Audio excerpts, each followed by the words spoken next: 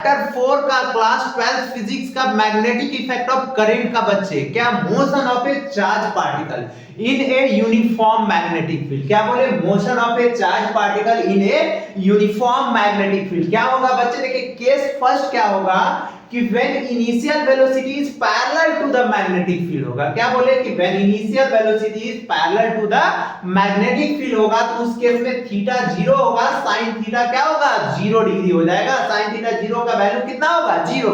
तो उस केस में F is equal to QBB sin theta is equal to क्या हो जाएगा बच्चे 0 हो जाएगा। That is A is equal to acceleration 0 होगा। इसका मतलब वहां पे एक्सेलरेशन 0 है, कहने का मतलब वेलोसिटी कांस्टेंट है।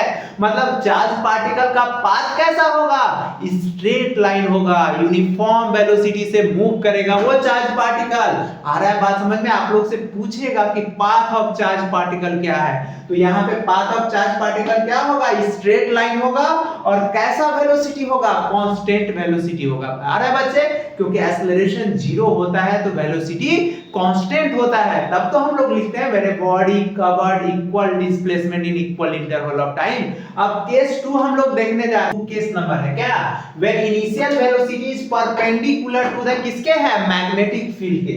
तो यहाँ पे देखिए थीटा 90 है, तो थीटा 90 तो sin 90 का वैल्यू कितना होता है 1। तो FB is equal to QBB sin 90 तो QBB हो गया। यहाँ पे देखिए बच्चे तो मोशन ऑफ चार्ज पार्टिकल कैसा होगा, पाथ ऑफ चार्ज पार्टिकल कैसा होगा बच्चे। यहाँ पे पूछेगा कि अगर कोई इनिशियल वेलोसिटी को मैग्नेटिक फील्ड में परपेंडिकुलरली फेंक दे, देखिए ये मैग्नेटिक फील्ड लाइंस का डायरेक्शन है अंदर की तरफ, ये वेलोसिटी है और ये फोर्स है। यहाँ पे फ्लेमिंग लेफ्ट हैंड रूल देखिए लगा रहे हैं।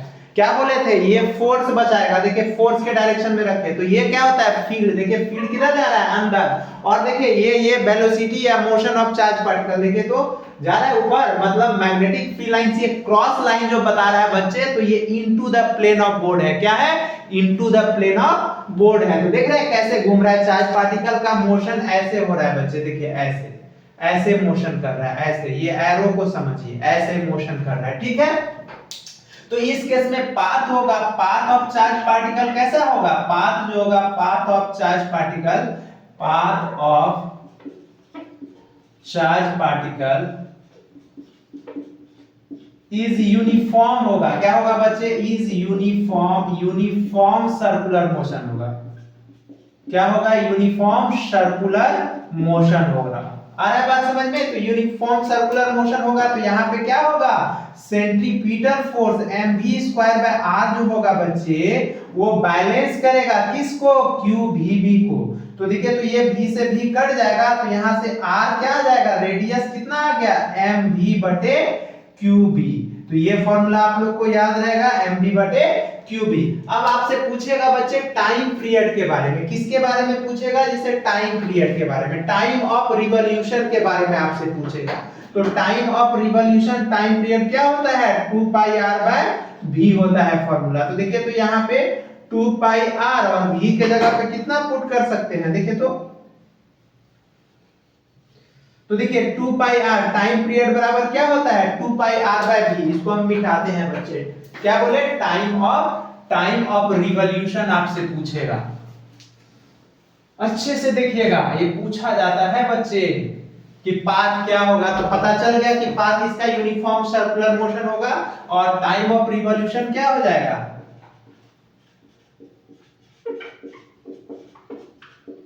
देखिए time of revolution t is equal to तो 2πr/v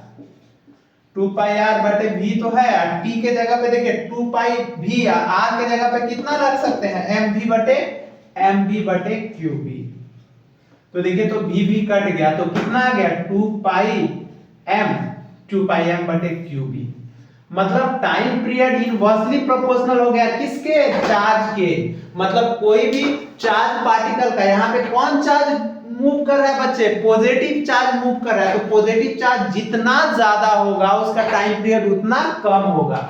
आ रहा है बात समझ में। अब फ्रीक्वेंसी पूछेगा, फ्रीक्वेंसी पूछ देगा आप लोग से फ्रीक्वेंसी। तो F इज इक्वल टू आप जानते हैं 1/t होता है, रेसिप्रोकल होता है टाइम पीरियड का। तो कितना हो जाएगा QB/2πm ये हो जाएगा। qv/2πm। इसको फ्रीक्वेंसी को आल्सो कॉल्ड बोलते हैं क्या, साइक्लोट्रॉन फ्रीक्वेंसी बोलते हैं। क्या बोलते हैं इसको, साइक्लोट्रॉन फ्रीक्वेंसी। इसको आल्सो कॉल्ड क्या बोलेंगे बच्चे, साइक्लोट्रॉन फ्रीक्वेंसी। आल्सो कॉल्ड क्या कहलाएगा, साइक्लोट्रॉन फ्रीक्वेंसी। साइक्लोट्रॉन नहीं पढ़ना है बच्चे, डिलीटेड है, लेकिन ये बस याद रखें कि साइक्लोट्रॉन फ्रीक्वेंसी होता क्या है। आ रहा है बात समझ में। तो ये हो गया साइक्लोट्रॉन फ्रीक्वेंसी। तो देखिए साइक्लोट्रॉन फ्रीक्वेंसी बच्चे इंडिपेंडेंट है। किससे इंडिपेंडेंट है, देख रहे हैं वेलोसिटी दिख रहा है क्या, वेलोसिटी नहीं दिख रहा है बच्चे। आया बात समझ में, वेलोसिटी नहीं दिख रहा है, इंडिपेंडेंट है वेलोसिटी से। क्यों के बच्चों, ये बहुत ही इंपॉर्टेंट है। क्या, when initial velocity max n क्या arbitrary angle with the field direction, field direction से क्या आर्बिट्ररी कोई एंगल पे फेंका जा रहा है चार्ज पार्टिकल को। तो हम क्या किए, यहां से थीटा एंगल पे पॉजिटिव है, ये सेंटर पे पॉजिटिव चार्ज है, पॉजिटिव चार्ज पार्टिकल को क्या किया बच्चे, हम थीटा एंगल पे इसको फेंक दिए। तो v वेलोसिटी से फेंके थीटा पे, तो थीटा पे फेंके तो ये v पैरेलल हो जाएगा और v परपेंडिकुलर हो जाएगा। तो motion of charge particle, path of क्या होगा, path of charge particle is कैसा होगा, हेलिकल मोशन हो जाएगा। देख रहे हैं हेलिक्स है, तो यहाँ पे लिखेंगे क्या, path of charge particle, path of charge particle is क्या होगा बच्चे, is helix, helix, helical motion हो जाएगा, हेलिकल मोशन, हेलिक्स पे घूमना चालू कर देगा।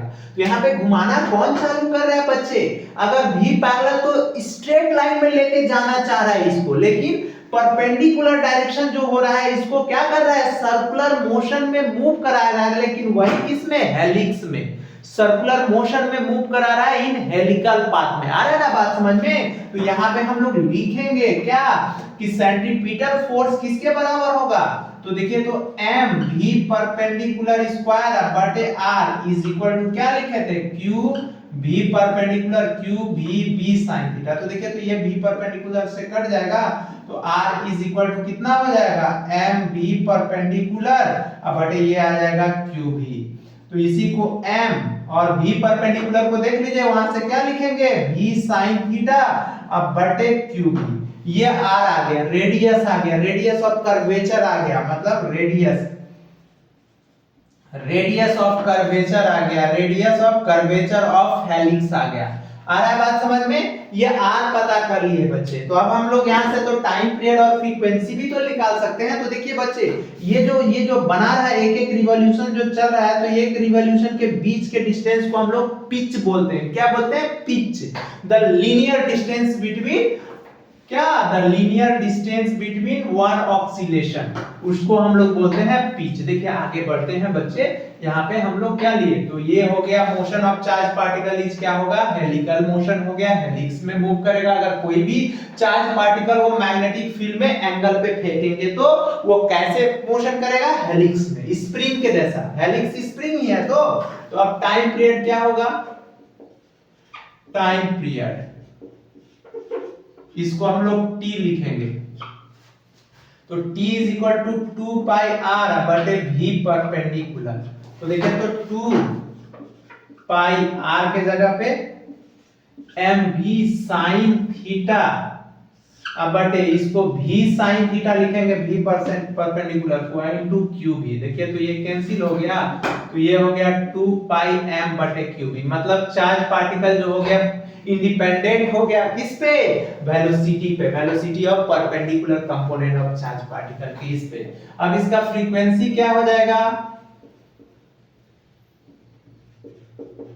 फ्रीक्वेंसी क्या हो जाएगा बच्चे, तो 1 बाय t हो जाएगा, रेसिप्रोकल हो जाएगा, तो q v बटे 2 पाई m, यही तो हो गया फ्रीक्वेंसी। इसी को तो हम लोग बोलेंगे फ्रीक्वेंसी ऑफ चार्ज पार्टिकल। आ गया बात समझ में। फ्रीक्वेंसी क्या होता है, रेसिप्रोकल होता है, किसके, टाइम पीरियड के। अब हम लोग बात करते हैं पिच के, किसके बात करते हैं बच्चे, पिच। पिच मतलब क्या है, यहाँ पे डिस्टेंस है, क्या है, डिस्टेंस है, पिच को हम लोग डिस्टेंस बोलते हैं। देखिए पिच, इसको ब्रैकेट में p लिख सकते हैं। तो क्या होगा, the linear distance, the linear distance covered by a charged particle, क्या बोले, the linear distance covered by A charge particle in one revolution. तो कौन घुमाने का काम कर रहा है उसको, पिच का क्या हो जाएगा फॉर्मूला, तो पिच तो एक तरह का क्या है बच्चे, डिस्टेंस है, तो डिस्टेंस को हम लोग क्या लिखेंगे, पिच इज इक्वल टू, तो देखिए तो कौन होगा, v पैरेलल, मतलब हम लोग जानते हैं डिस्टेंस बराबर क्या होता है फॉर्मूला, स्पीड इनटू टाइम, तो v parallel into time, time क्या होगा, टाइम पीरियड, क्योंकि वन ऑक्सीलेशन में कितना टाइम ले रहा है, तो v पैरेलल कितना है, देख लीजिए वहां पे, तो v cos theta into time period कितना है 2 पाई m अब बटे क्यूब। तो देखिए ये बच्चे इसका फॉर्मूला आ गया पिच का। देखिए बच्चों हम लोग क्या देखने जा रहे हैं, force between two parallel current carrying conductor, between two parallel current carrying conductor. तो देखिए यहाँ पे करंट का डायरेक्शन सेम है, आप ये भी ले सकते हैं बच्चे, करंट का डायरेक्शन डिफरेंट भी ले सकते हैं, जैसे ये अपवर्ड है ये डाउनवर्ड ले सकते हैं, आंसर चेंज नहीं होगा, डेरिवेशन यही होगा, बस लास्ट में यहाँ पे पॉजिटिव निगेटिव में डिफरेंसेस होगा, बता देते हैं। तो हम दोनों करंट ऊपर लिए हैं, अपवर्ड लिए हैं, और तो यहाँ पे याद रखिएगा बच्चे कि लाइक करंट है, मतलब सेम डायरेक्शन में जा रहा है, तो लाइक करंट जो होता है अट्रैक्ट ईच अदर होता है, और अनलाइक करंट क्या होता है, रिपेल ईच अदर होता है, चार्ज के अपोजिट होता है, चार्ज में like charge repel each other हम लोग पढ़े थे, और unlike charge attract each other, लेकिन यहाँ पे like current attract each other, unlike current repel each other. तो देखिए magnetic force produced by current carrying conductor at any point CD, मतलब हम देखने जा रहे हैं ये AB लाइन है और ये CD, तो इस पे देखने जा रहे हैं, तो इस पे क्या होगा, इस पॉइंट पे बच्चे CD के कारण, तो इसके कारण तो फोर्स अपॉन होगा, लेकिन इसका इस पे जो होगा खुद का मैग्नेटिक फील्ड नहीं होगा, इसके कारण होगा V2। इसी कारण बच्चे इस वायर के कारण मैग्नेटिक फील्ड V1 होगा, और इसके कारण इसका अपना फोर्स F2 होगा। तो वही लिखे हैं, देखिए V1 μ0I/2πr, देखिए हम पढ़े हैं current magnetic field due to infinite current carrying conductor का फॉर्मूला याद कीजिए, V1 μ0I/2πr, क्योंकि दोनों वायर के बीच का डिस्टेंस r है, क्योंकि जिस पे देखा जाता है उससे उस वायर का डिस्टेंस क्या है बच्चे, तो ये, और मैग्नेटिक फोर्स क्या होगा, F2 I2L V1 sin 90 degree, तो इसका वैल्यू हम V1 के जगह पे पुट कर दिए, ये आ गया, फोर्स पर यूनिट लेंथ क्या हो गया, F F2/L हो गया, μ0 I1 I2/2πr हो गया, तो F1 F2 क्या हो गया, μ0 I1 I2/2πr। ये फॉर्मूला क्यों, क्योंकि फोर्स जो होता है बच्चे Newton's third law of motion को ओबे करता है, तो जैसे F2 है तो यहाँ F1 निकालेंगे, तो F2 में क्या कर दीजिए, माइनस लगा दीजिए, और अगर यहाँ पे अपोजिट रहता तो यहाँ पे लिखते हैं unlike current repel each other, तो यहाँ पे निगेटिव दिखाते हैं, तो यहाँ पे प्लस हो जाता है, क्योंकि याद रखिएगा क्या, लाइक करंट क्या करता है बच्चे, अट्रैक्ट ईच अदर, और unlike current repel each other. बस बच्चे ये चैप्टर क्या हो गया, समाप्त हो गया, ठीक है, थैंक यू।